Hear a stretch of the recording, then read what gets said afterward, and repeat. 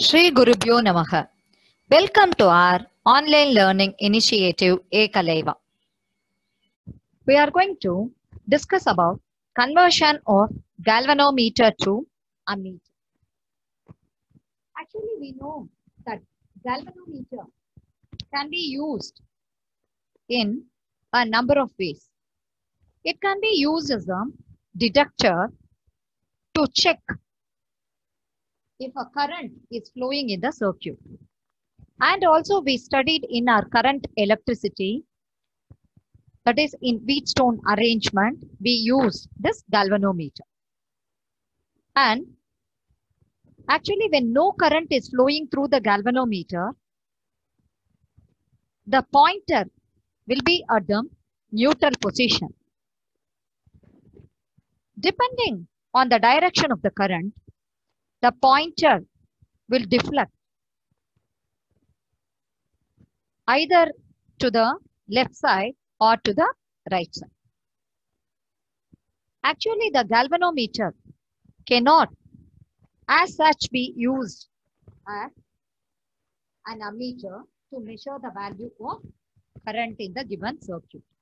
Actually, there are two reasons why we cannot use the galvanometer as such. Because galvanometer is a very sensitive device.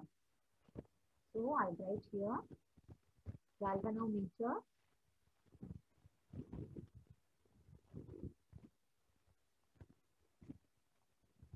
is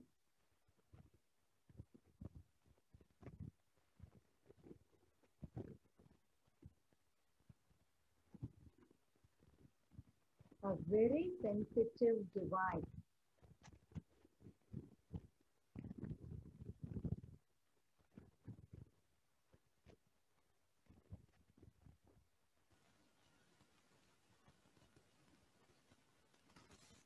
It is a very sensitive device and it gives a full-scale deflection of the current of the order of microampere.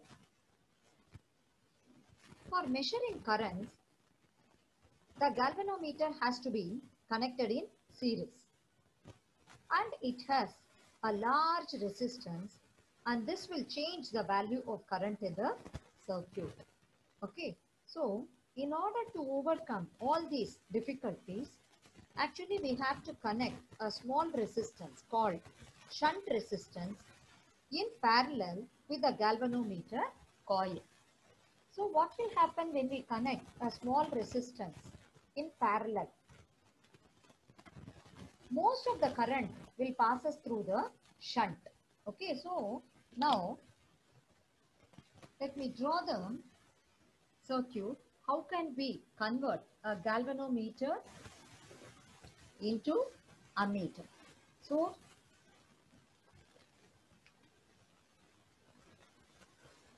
conversion of galvanometer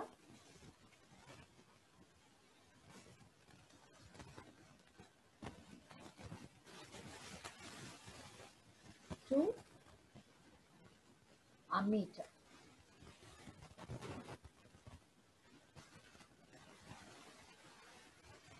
So now let us consider this is a galvanometer.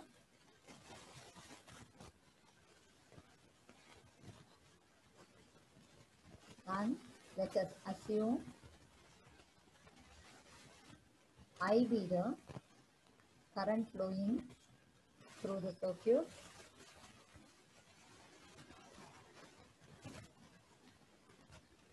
So in order to convert this galvanometer into ammeter, I told you that a small resistance called shunt, which is connected in parallel. So this is the shunt resistance. Okay. And let us consider these 2 points of A and B. And the current flowing through the galvanometer will be taken as IG. Okay.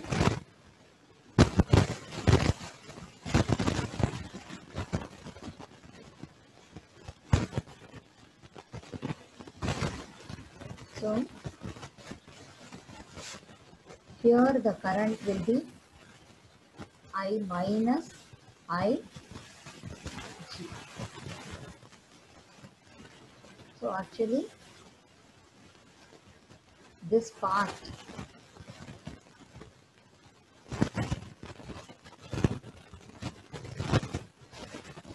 completely, which acts like a ammeter. Okay. So now we are going to consider galvanometer of resistance G, through which maximum current that can be passed is Ig. So Ig be the galvanometer current. The current Ig will give full scale deflection of the galvanometer coil. Actually, this galvanometer is clearly unsuitable for measuring current I, which is greater than Ig.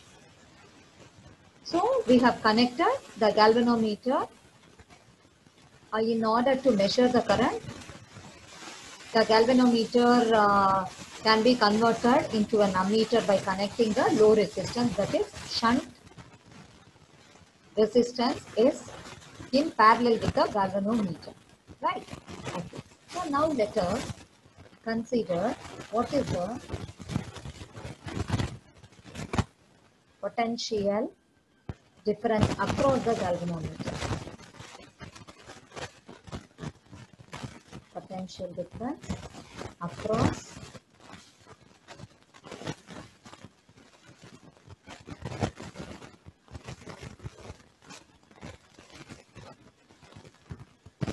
the galvanometer is equal to Ig be the current flowing through the galvanometer, and resistance of the galvanometer will be taken as capital G.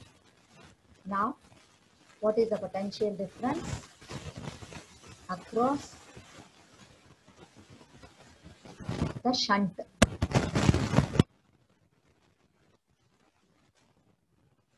So, what is the amount of current flowing through the shunt? I minus Ig. And S be the resistance of the shunt. And these two, that is galvanometer and shunt, these two are connected in parallel, right? Therefore, the potential difference are equal. Okay. So, since they are G and S are parallel, so I can also write here G and S are connected in parallel. So, I minus Ig into S is equal to Ig into G. So I can write S is equal to Ig into G divided by I minus Ig. So by knowing the value of Ig, G and I, the value of the shunt resistance can be calculated. Okay. By connecting shunt resistance of this value in parallel with the galvanometer, we have an ammeter of range 0 to I. Okay.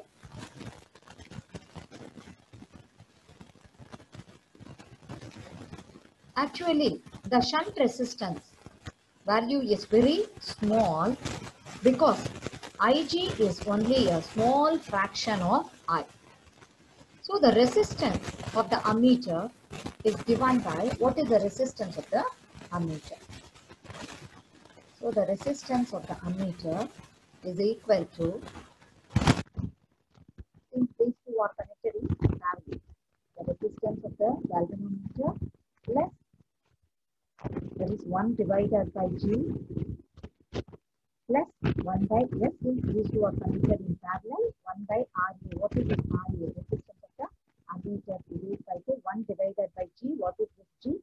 G be the resistance of the galvanometer and S be the shunt resistance. Okay. So we can write that the resistance of ammeter is equal to GS divided by G plus S. So after taking the LCM and reciprocal. Okay.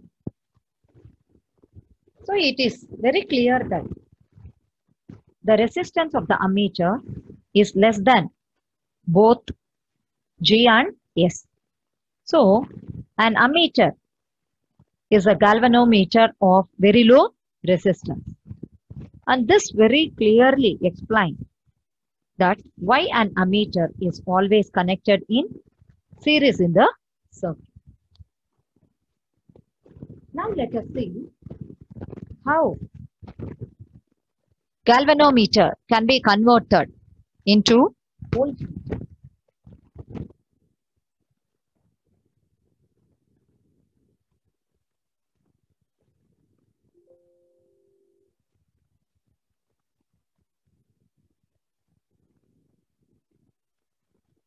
So we are going to discuss conversion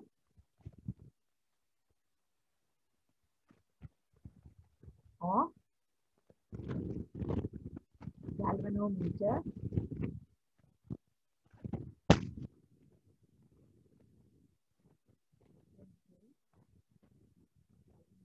to voltmeter.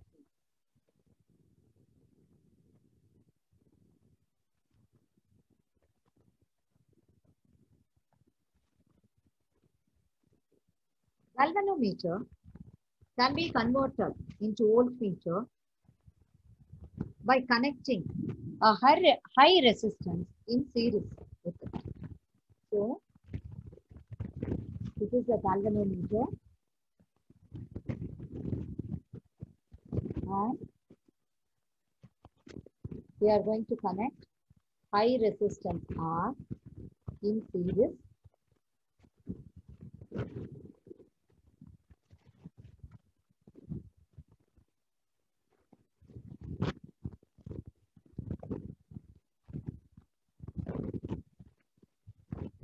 So again here IT be the current flowing through the galvanometer.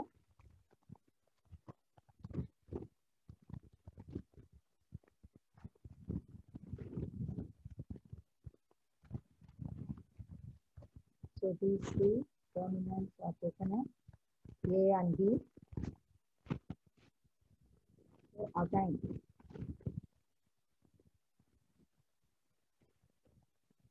this part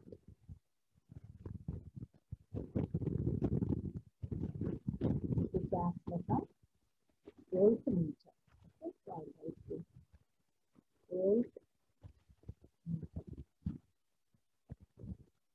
So what is this G again, children? Resistance of the galvanometer, and V be the potential difference to be measured, and IG be the current for field deflection. So what is this IG? IG is equal to current for full scale reflection in the galvanometer.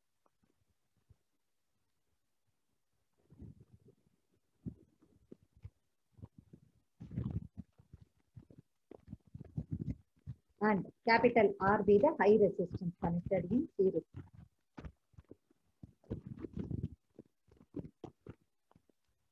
So in the previous case, shunt resistance, but here it is the high resistance connected in series with the galvanometer. So again, we are going to apply Ohm's law. So applying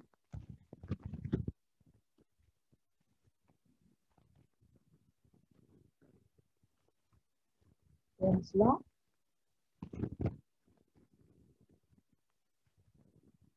V is equal to G plus R into IG. So since these two are connected in series, so the resistance of the galvanometer and high resistance. So G plus R into IG, or else we can also write V by IG is equal to G plus R, or R is equal to E by IG minus G.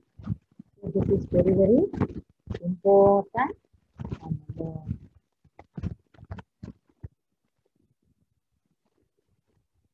So now let's discuss few more important points. If the potential difference B to be measured exceeds Ig into G, then a suitable resistance R is required to be connected in series with a galvanometer to use galvanometer as a voltmeter of range 0 to V. The resistance of the voltmeter, that is what is RV, resistance of the voltmeter is given by G plus,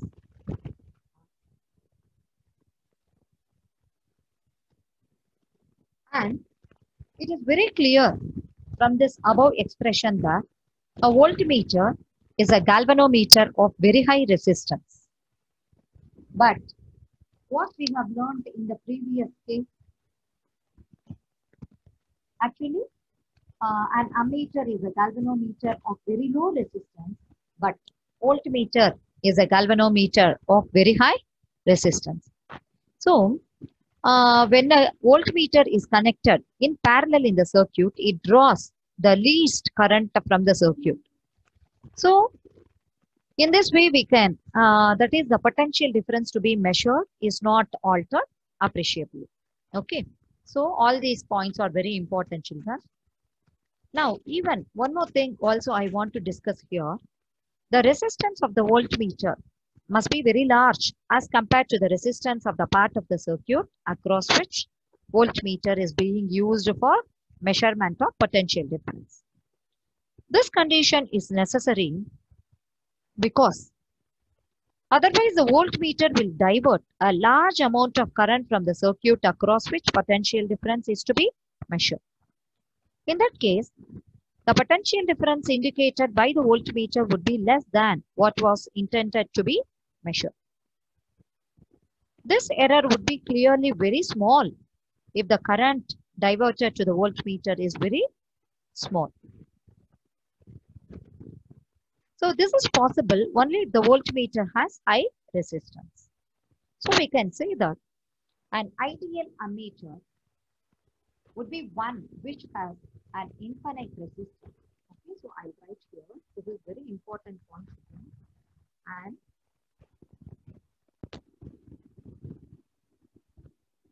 ideal voltmeter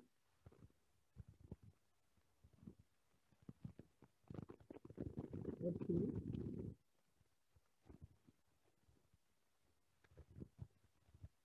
one which has an infinite resistance.